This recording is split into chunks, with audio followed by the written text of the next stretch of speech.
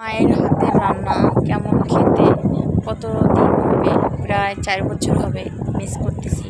3 বছর শেষ, 4-এর ভিসা লাগাইছি অবশ্যই। তো 4 বছর মায়ের হাতের রান্না খাই না, আসলে অনেক মিস করি, অনেক কষ্ট হয় মায়ের জন্য। এখন আমরা যখন এখানে আসি, কত জ্বর হয়। হ্যাঁ, বাড়িতে থাকতে যখন জ্বর হতো, কত রাগ দেখাতাম, বলতাম এটা খাবো না ওটা খাবো না, ঝাড়ি মারতাম। মনে হতো যে জ্বর আমার হয়েছে, মনে হতো যে আমার বাবা বা আমার মা আমার শরীরে জ্বর ইচ্ছাকৃতভাবে দিয়ে দিছে, আমার এরকমই মনে হতো।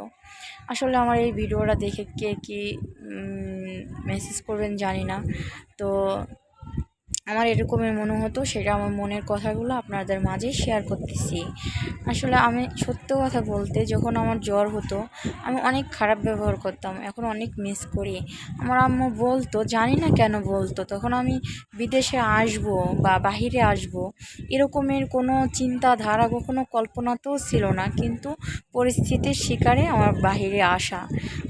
তো যখন আমার আম্মু আমাকে বলতেন যে দেখো এখন আমার সাথে এমন করো না, এমন একদিন আসবে তুমি আমার কথা খুব মনে করবা, তখন আমার মনে হতো যে বিয়ে হলে যে চলে যাব, তখন তখনের কথা মনে হয় বলতেছে। তো তখন আমি বলতাম, তখন এটা তখন, এখন এরকমের বলার দরকার নেই, এরকমের বলতাম। তো এটা বুঝতাম না যে কোনো একদিন আমার ভাগ্য আমাকে এত দূরে নিয়ে আসবে, আমার পরিস্থিতি এরকমের হবে, আমি কখনো কল্পনা করিনি। আসলে আমি আমার বলতে আমার চোখে জল এসে পড়ে আর কি। আসলে অনেক কষ্ট হয়, কখনো কল্পনাতেও ছিল না যে আমার ফ্যামিলি রেখে আমি বাইরে আসব, বাইরে এসে একা রান্না করব, একা খাবো, বাবা মার সাথে থাকতে পারবো না, অনেক মিস করব। এখন সত্যি কথা বলতে, যখন আমি যখন জ্বর হয় খুব মিস করি আমার মাকে। আর আমি যখন অসুস্থ হই আমার আম্মুর মনে করে দেওয়া লাগে না, আমি বলি যে তুমি বলতা আমাকে যে একদিন বুঝবি একদিন বুঝবি। আসলে এই জন্য কি বলতা, সত্যি করে বলো তো, তুমি কিভাবে জানতা যে আমি বাইরে আসব?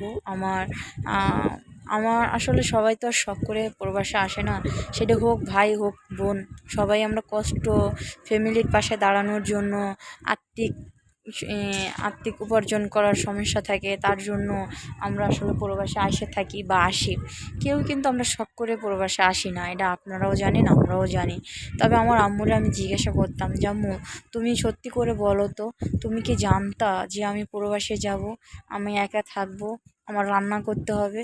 আমার আম্মু রান্না করতে বসলে যদি বলতো যে আমার ওই পেঁয়াজের ডালাটা এনে দে বা হলুদের ডিব্বাটা এনে দে, আমি ডাইরেক্ট বলতাম যে পারবো না, তুমি নিয়ে নাও।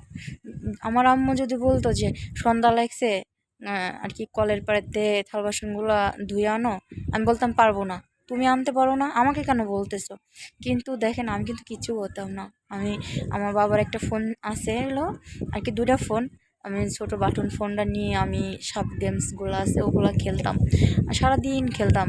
আর যখন জিততাম গেমস খেলে, তখন যদি কাজে বলতো করতাম, আর যখন হেরে যেতাম না জিতা পর্যন্ত উঠতাম না। তো এমন করতে করতে 2-3 ঘন্টার পর ঘন্টা চলে যেত। আমার আম্মু কিন্তু আমাকে একবারও বকুনি দিত না, একটু কষ্ট দিয়ে কথা বলতো না, শুধু বলতো যে একদিন বুঝবি একদিন বুঝবি। তো সেই একদিন যে এই দিন হবে কখনো কল্পনাতেও ছিল না, কখনো ভাবতেও পারি না যে সেই দিন যে এই দিন হবে। আসলে আসলে অনেক কষ্ট হয় বাবা মা রেখে আসা, বা বাবা মাকে খুব মিস করি।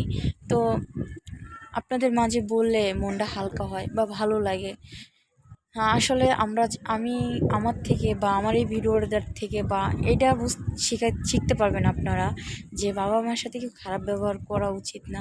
আসলে এটা সত্যি যে আমাদের পরিস্থিতি কখন কোন জায়গায় যে দাঁড়া করাবে, আমরা যে কখন কোন জায়গায় যাব, তখন আমার মতো খুব মিস করবেন বাবা মাকে। আসলে অনেক কষ্ট হয়, আর কথাগুলো অনেক কষ্টের সাথেই বললাম। আসলে আমার মা আসলে এখন আমার মা বলে আমাকে যে এম, এখন বলে যে হ্যাঁ থাক, ঠিক হয়ে যাবে, কষ্ট নিও না, চলে আসো, এরকমের বলে। কিন্তু আমি বলি মাকে যে মা তোমার কথাগুলাই ঠিক হলো। তো যাই হোক, আসলে এরকমের হয় বা এরকমের করা উচিত না বাবা মার সাথে। এখন আমি হাড়ে হাড়ে টের পাচ্ছি। তো আমি চাইবো আপনারাও আসলে বাবা মার সাথে এমন করবেন না। তো আমার ভিডিওটা যদি ভালো লেগে থাকে অবশ্যই লাইক কমেন্ট শেয়ার করবেন, সাবস্ক্রাইব করবেন, বেল আইকনটা বাজায় দিবেন, আমার সঙ্গেই থাকবেন নেক্সট ভিডিও পাওয়ার জন্য। আল্লাহ হাফেজ।